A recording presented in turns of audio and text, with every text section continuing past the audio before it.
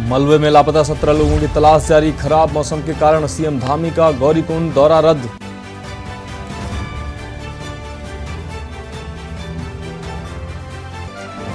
भूस्खलन। रुद्रप्रयाग में भूस्खलन के बाद लापता हुए 17 लोगों की खोजबीन में जुटी टीमें। एनडीआरएफ, एसडीआरएफ सहित अन्य संस्थाओं के जवान खोजबीन में जुटे। कांग्रेस प्रदेश अध्यक्ष करण माहरा का बड़ा बयान। भाजपा सरकार पर साधा निशाना। कहा, देवभूमि में लगातार बढ़ रहे हैं दुष्कर्म के मामले। नो हिंसा को लेकर एडवोकेट एसोसिएशन में नाराजगी। उपद्रवियों को फांसी की सजा दिलाने की उठाई मांग। पीएम के नाम सौंपा एसडीएम को ज्ञापन। देहरादून में पैर पसार रहा डेंगू। अब तक डेंगू के 127 मामले आए सामने। स्वास्थ्य विभाग ने जारी किया अलर्ट। और उत्तराखंड के कई जिलों में भारी बारिश। बागेश्वर और चंपावत में ऑरेंज अलर्ट जारी। कई जगह भूस्खलन की संभावना।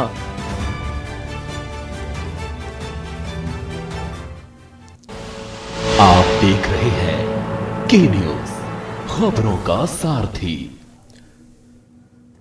नमस्कार, मैं हूं आपके साथ मनोज मानस और बात कर रहे हैं मलबे में जिंदगी की तलाश। तो बढ़ेंगे आगे। देहरादून से अहम खबर आ रही है। मलबे में दबी जिंदगी। आपको बता दें, जिस तरीके से गौरीकुंड में यह हादसा हुआ है, सीएम धामी का गौरीकुंड दौरा रद्द हुआ है। सीएम धामी का गौरीकुंड दौरा खराब मौसम की वजह से रद्द हुआ है। रुद्रप्रयाग में मौसम खराब होने के कारण यह अहम फैसला लिया गया है। गौरीकुंड में भूस्खलन का स्थलीय निरीक्षण करने का था कार्यक्रम। तो इस कार्यक्रम के लिए मुख्यमंत्री रवाना होते उससे पहले ये कार्यक्रम रद्द कर दिया गया। मौसम को देखते हुए इस कार्यक्रम को रद्द किया गया। भूस्खलन से 3 मौतें हुई हैं, जबकि अब तक 17 लोग लापता बताए जा रहे हैं। तो गौरीकुंड में भूस्खलन का स्थलीय निरीक्षण करने जाना था मुख्यमंत्री धामी को। गौरीकुंड में हुए भूस्खलन में अब तक 3 लोगों की मौत हुई, जबकि 17 लोग अब तक घायल बताए जा रहे हैं। आपको बता दें, 17 लोग लापता बताए जा रहे हैं। जिस तरीके से पहाड़ों का मलबा अचानक रात्रि में गिरा, जिससे नीचे हाईवे के किनारे नीचे बनी कई दुकानें और ढाबे इसकी चपेट में आए और 2 ढाबे को मलबा अपने साथ बहा कर ले गया, जिसमें कई लोग मौजूद थे। बताया जा रहा है कि इसमें नेपाली परिवार रहते थे, जो सड़क के किनारे ढाबा खोलकर अपनी रोजी रोटी कमाने का कार्य करते थे। तो लगभग 17 से 18 लोग बताए जा रहे हैं कि इसमें अब तक लापता हैं, जबकि 3 लोगों की मौत की पुष्टि प्रशासन ने की है। तो इस बीच सीएम पुष्कर सिंह धामी का दौरा भी रद्द हुआ है। गौरीकुंड के अहम दौरे पर जाने वाले थे सीएम धामी। स्थलीय निरीक्षण करने का था कार्यक्रम, लेकिन मौसम की वजह से मुख्यमंत्री का दौरा रद्द हुआ है। रुद्रप्रयाग में खराब मौसम को देखते हुए मुख्यमंत्री का दौरा रद्द हुआ है। तो गौरीकुंड में भूस्खलन का स्थलीय निरीक्षण करने जाना था मुख्यमंत्री को। अब बात अगली खबर की। विधानसभा देहरादून स्थित कार्यालय कक्ष में शहरी विकास मंत्री डॉक्टर प्रेमचंद्र अग्रवाल ने विभागीय अधिकारियों के साथ शहरी विकास की समीक्षा बैठक ली है। बैठक में मंत्री ने कहा है कि स्मार्ट सिटी से संबंधित बहुत से निर्माण कार्य पूर्ण किए जा चुके हैं, लेकिन अन्य कार्यों को भी जल्द से जल्द पूरा किया जाना है। शहरी विकास मंत्री ने कहा कि स्मार्ट सिटी के अन्य कार्यों में सड़क निर्माण, ड्रेनेज सिस्टम और सीवरेज के कार्यों पर विशेष ध्यान दिया जाना है। उन्होंने कहा कि बरसात के कारण इन सभी निर्माण कार्यों में व्यवधान उत्पन्न हुआ है, जिसे जल्द से जल्द पूरा कर लिया जाएगा। मंत्री ने अधिकारियों को सख्त निर्देश देते हुए कहा कि स्मार्ट सिटी के निर्माण कार्यों की गुणवत्ता पर विशेष ध्यान दिया जाए तथा निर्माण कार्यों को 26 जनवरी 2024 तक पूर्ण कर लिया जाए।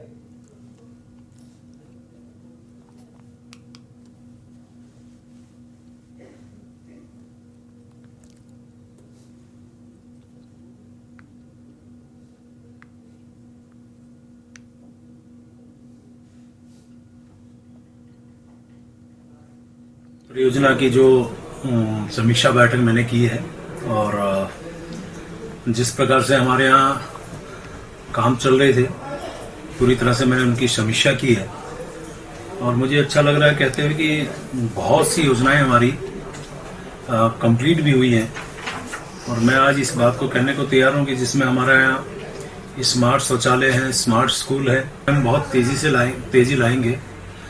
और मैंने आज अधिकारियों को बहुत स्पष्ट तौर से कहा है, हालांकि हमें 1 साल यानी जून 24 तक ही काम करना है, लेकिन 26 जनवरी 2024 तक हम इस काम को कंप्लीट करेंगे, ऐसा मैंने उनसे कहा है। और अगली खबर देहरादून से, जहां मुख्यमंत्री पुष्कर सिंह धामी ने वन विभाग के अधिकारियों को मानव वन्यजीव संघर्ष के तहत मिलने वाली राहत राशि पीड़ितों को 15 दिन के भीतर देने के निर्देश दिए हैं। साथ ही उन्होंने बंदरों और सूअरों से खेती को बचाने के लिए ठोस कार्य योजना बनाने को भी कहा है। आपको बता दें कि उत्तराखंड राज्य वन्यजीव बोर्ड की 19वीं बैठक सचिवालय देहरादून में हुई। बैठक की अध्यक्षता करते हुए मुख्यमंत्री ने बंदरों के बांध्याकरण का लक्ष्य दोगुना करने को कहा। मुख्यमंत्री ने मानव जीव संघर्ष को कम करने के लिए जरूरी कदम उठाने को और वनों के पास गांव में सोलर लाइट लगाने, जागरूकता अभियान चलाने व पर्याप्त वन कर्मचारियों की नियुक्ति करने के निर्देश दिए हैं। इसके साथ ही eco tourism, wildlife tourism व बायोफेसिंग को भी बोर्ड की बैठक का नियमित एजेंडा बनाने के निर्देश दिए हैं, ताकि प्राथमिकता के आधार पर इन कार्यों को किया जा सके। बाघों की संख्या के मामले में उत्तराखंड के शीर्ष 3 में स्थान बनाने पर मुख्यमंत्री ने बधाई भी दी।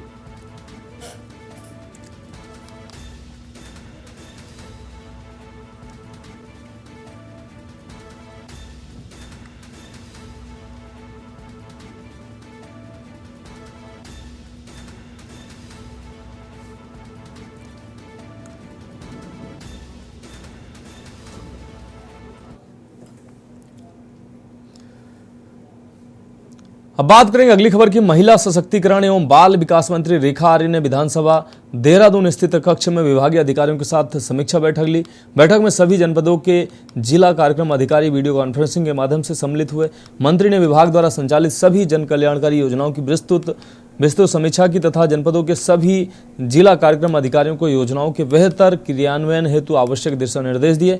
मंत्री ने पूर्व में दिए अपने निर्देशों के पालन के संबंध में चर्चा की और विभाग द्वारा संचालित महत्वाकांक्षी योजना वात्सल्य योजना का लाभ ले रहे लाभार्थियों की जानकारी प्राप्त की। उन्होंने वात्सल्य योजना के अंतर्गत सरकार द्वारा दिए जा रहे 5% आरक्षण प्राप्त लाभार्थियों के बारे में भी जनपदवार जानकारी प्राप्त की।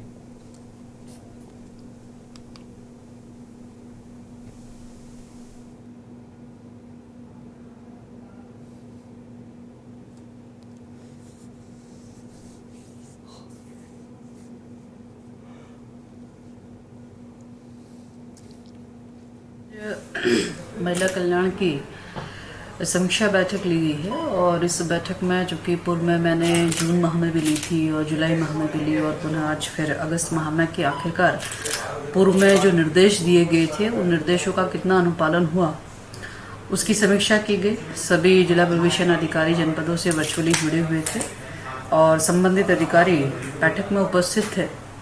तो विषय था, पिछली बार लिया था कि भाई हमारा जो वात्सल्य योजना है उस वात्सल्य योजना से जो हमारे लाभार्थी हैं क्या वो बराबर उस योजना का लाभ ले पा रहे हैं और कितने बच्चे ऐसे हैं कि जो वात्सल्य योजना में लाभ लेते हुए 5% जो आरक्षण सरकार ने उनको दिया है उसका लाभ ले पा रहे हैं। तो ये सभी जनपदों से आज परीक्षण किया गया तो कहीं कहीं पर ऐसी सक्सेस स्टोरी प्राप्त हुई है जहां पर बच्चे जो है 5% का आरक्षण प्राप्त करते हुए आत्मनिर्भर बने। तो हमने उनसे यही कहा है कि संबंधित जनपद के संबंधित बच्चे जो वात्सल्य योजना से आच्छादित हैं, निश्चित रूप से सरकार के द्वारा दी जा रही योजनाओं के से उनको क्या क्या लाभ हुआ ये पब्लिक डोमेन में आना चाहिए। इसको लेकर जिला प्रशासन अधिकारी अपनी तैयारी करें, शॉर्ट वीडियोस बनाएं ताकि जो है एक जो मैसेज होता है योजनाओं का वह जा सके। अब बात करेंगे अगली खबर की। लक्सर एडवोकेट एसोसिएशन ने हरियाणा के मेवात नूह में हुई हिंसा को लेकर कड़ी नाराजगी प्रकट की है। उन्होंने घटना के आरोपियों को फांसी की सजा दिलाए जाने की मांग की है। उन्होंने उपजिलाधिकारी से मुलाकात कर पीएम के नाम ज्ञापन सौंपा है। उन्होंने कहा कि उपद्रवियों द्वारा की गई घटना बेहद निंदनीय है, जिसकी कड़े शब्दों में निंदा होनी चाहिए। हिंदू आस्था वाले भारत देश में इस तरीके की घटनाएं हिंदुओं की आस्था पर कुठाराघात हैं, जिन्हें किसी भी कीमत पर बर्दाश्त नहीं किया जाएगा। उन्होंने घटना के आरोपियों को कड़ी से कड़ी सजा दिए जाने के साथ ही मृतकों के परिवार वालों को उचित मुआवजा दिलाए जाने की मांग की है।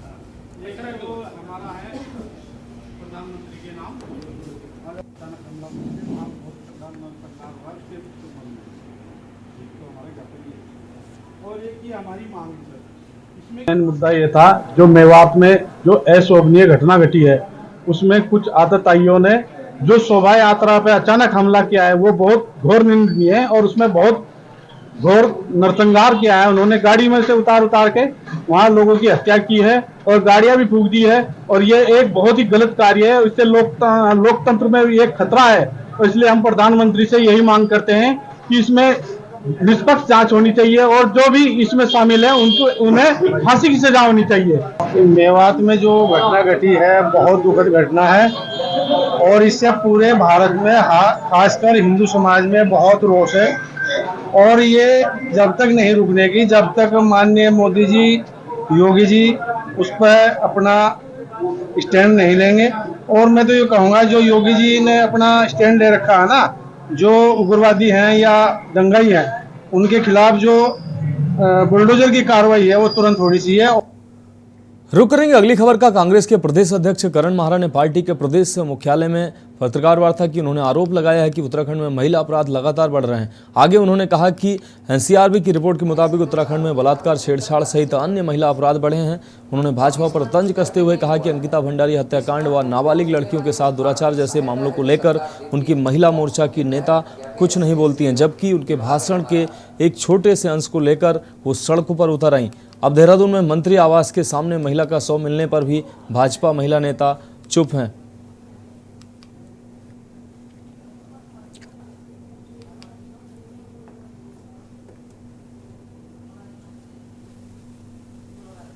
मात्र शक्ति सुरक्षित नहीं है। एक आरटीआई के अनुसार 2022 में 872 केसेस महिलाओं के साथ बलात्कार के दर्ज हुए।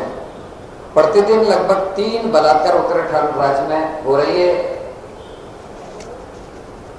रिपोर्ट्स बता रही हैं कि क्या हुआ है और सबसे चिंता का विषय है कि जो 2021 में 1 का आंकड़ा था वो 3 का हो गया और इसमें बढ़ोतरी भी हो रही है। अगली खबर पौड़ी से है, जहां श्रावण मास में पौड़ी जिले के यमकेश्वर विधानसभा के नीलकंठ धाम में भगवान भोलेनाथ के दर्शन और पूजन के लिए प्रधानमंत्री नरेंद्र मोदी की बहन बसंती बेन पति हंसमुख संग पहुंची।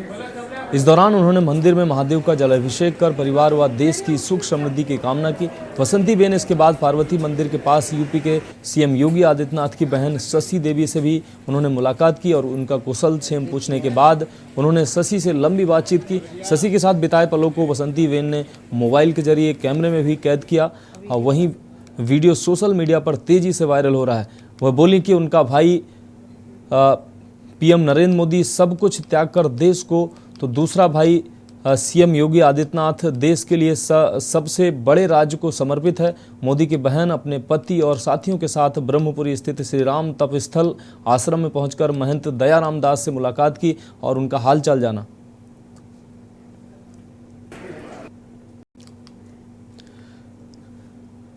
तो देश के 2 बड़े लीडरों की बहनें एक दूसरे से मिली।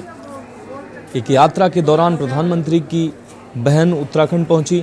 उन्होंने पौड़ी स्थित मुख्यमंत्री योगी आदित्यनाथ की बहन से मुलाकात की। योगी आदित्यनाथ की बहन एक साधारण सी दुकान चलाती हैं और अपने परिवार का भरण पोषण करती हैं। तो दोनों बहनों की सादगी, जबकि उनके भाइयों की अगर बात करें तो एक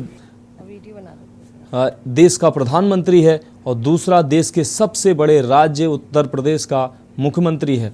तो दोनों महान विभूतियों की बहनों की अगर बात की जाए तो उनकी सादगी की मिसाल सबके सामने है। अब बात अगली खबर की। लक्सर कस्बे के वार्ड 10 के लोगों ने लक्सर तहसील मुख्यालय पहुंचकर जमकर प्रदर्शन किया। उन्होंने बाढ़ के दौरान मोहल्ले में हुए नुकसान का सही सर्वे न करने के आरोप लगाते हुए दोबारा से सर्वे कराए जाने की मांग की है। बता दें कि लक्सर कस्बे के दर्जनों महिला पुरुषों ने लक्सर तहसील मुख्यालय पहुंचकर प्रदर्शन किया है। साथ ही तहसील प्रशासन पर गलत बाढ़ सर्वे करने का आरोप लगाया है। उन्होंने कहा है कि पिछले दिनों जब लक्सर कस्बे में बाढ़ आई तो कस्बे के वार्ड नंबर 10 में आई बाढ़ से भारी नुकसान हुआ। उनका कहना है कि तहसील मुख्यालय द्वारा जो जांच टीम गठित की गई थी उनके द्वारा अनेक बाढ़ग्रस्त परिवारों को सर्वे रिपोर्ट में शामिल नहीं किया गया है, जो पूरी तरह से गलत है। उन्होंने उप जिलाधिकारी से वार्ड नंबर 10 के सर्वे के लिए फिर से दोबारा टीम गठित करके सर्वे कराकर बाढ़ पीड़ितों को सही मुआवजा दिलाए जाने की मांग की है। उप जिलाधिकारी गोपाल राम बिनवाल ने मामले में तत्काल जांच कर कार्रवाई का भरोसा दिया है।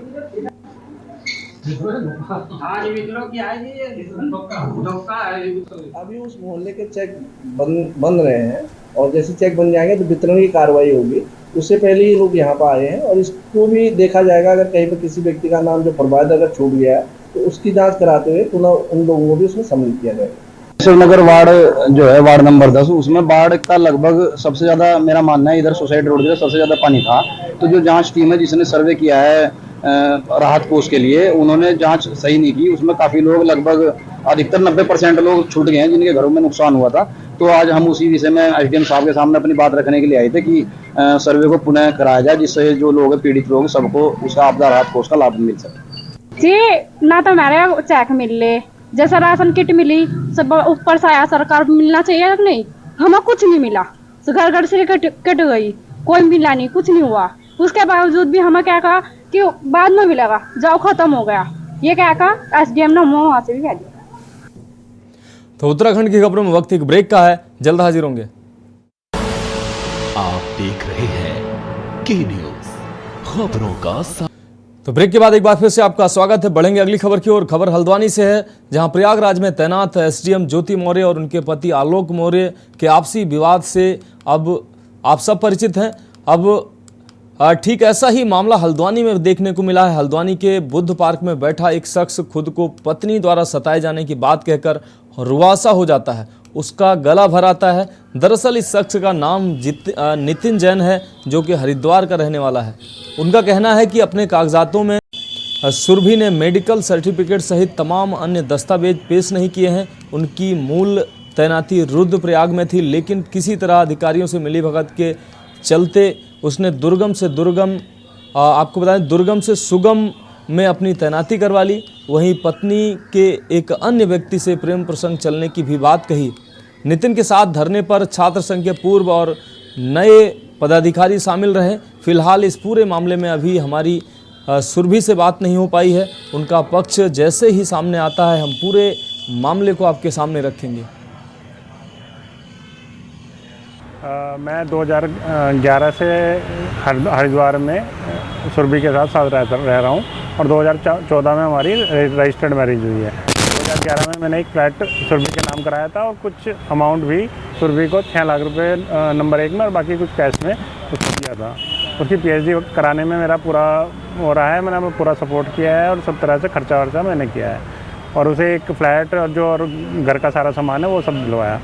और 2014 से हम साथ रह रहे थे, मतलब जो रजिस्टर्ड मैरिज हो गई थी उसके बाद से हम साथ रह रहे थे। 2016 में हमारी एक पुत्री हुई, उसके बाद से उसका रवैया बहुत ज़्यादा चेंज हो गया। रोज़ लड़ाई झगड़ा, बच्चे को मारना पीटना और उस तरह से बहुत ज़्यादा व्यवस्था ख़राब होने लगी। फिर उसने मुझे घर से ये कह के निकाल दिया कि भाई ये फ्लैट मेरे नाम है तो तुम इस घर से चले जाओ। बढ़ेंगे अगली खबर की ओर। खबर पौड़ी से है। टिहरी जिले की देवप्रयाग विधानसभा की तहसील कीर्तिनगर के बागवान में कांग्रेसियों ने सुप्रीम कोर्ट द्वारा पूर्व कांग्रेस के अध्यक्ष राहुल गांधी को मिली राहत पर खुशी जताते हुए जबरदस्त आतिशबाजी के साथ ही मिठाइयां बांटते हुए खुशी का इजहार किया गया। इस मौके पर कांग्रेस प्रदेश व्यापार सभा अध्यक्ष, सेवा दल जिला उपाध्यक्ष, युवा कांग्रेस विधानसभा उपाध्यक्ष, जिला उपाध्यक्ष समेत मौजूद कांग्रेसियों ने सुप्रीम कोर्ट के इस अंतरिम फैसले का लोकतंत्र की जीत बताया। कहा कि भाजपा राहुल गांधी के बढ़ते कद को देखकर घबरा गई है, इसलिए उन्हें फंसाने के लिए षड्यंत्र कर उन्हें लोकतांत्रिक प्रक्रिया का हिस्सा बनने से रोकने का प्रयास कर रही है।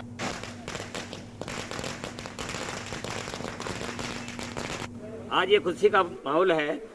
जिस तरह से राहुल गांधी जी ने भारत की संसद में सिर्फ एक बात कही थी कि जो अडानी के में जो पैसा 20,000 करोड़ लगा है वो किसका पैसा है। सिर्फ इस बात पे जो है भारतीय जनता पार्टी ने राहुल गांधी जी को उनकी संस्था खत्म कर दी थी, उनसे बंगला खाली करवा दिया था और उनको 2 साल की सजा कर दी थी।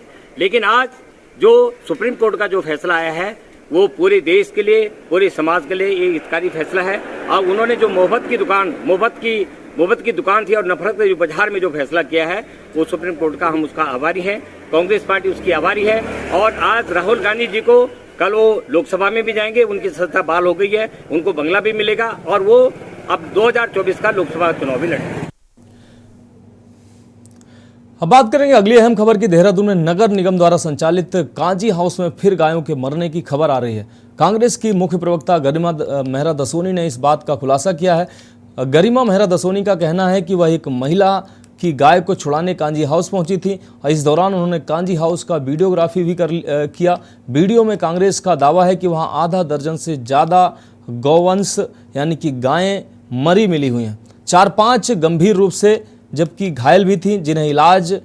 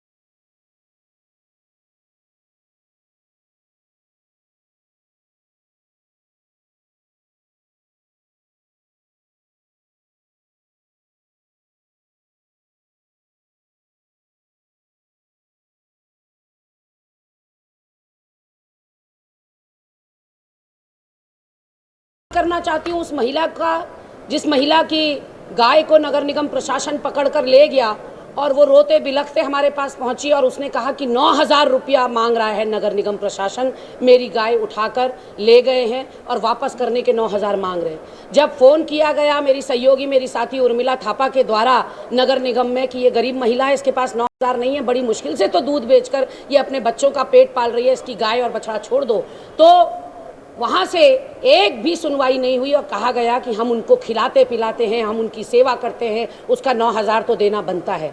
मैंने और उर्मिला ने सोचा आखिर ऐसा क्या खिलाया जाता है कांजी हाउस में कि 2 दिन का 9,000 मांगा जा रहा है, चल के देखते हैं। और जब कांजी हाउस पहुँचे उस नज़ारे को मैं आपको बता नहीं सकती, रोंगटे खड़े करने वाला वो नज़ारा था। 8 गाय मरी पड़ी हुई थी, सड़ रही थी 3-4 दिनों से, जिनके ऊपर सैकड़ों हज़ारों कीड़े मकोड़े मक्खियाँ भिन भिना रही थी।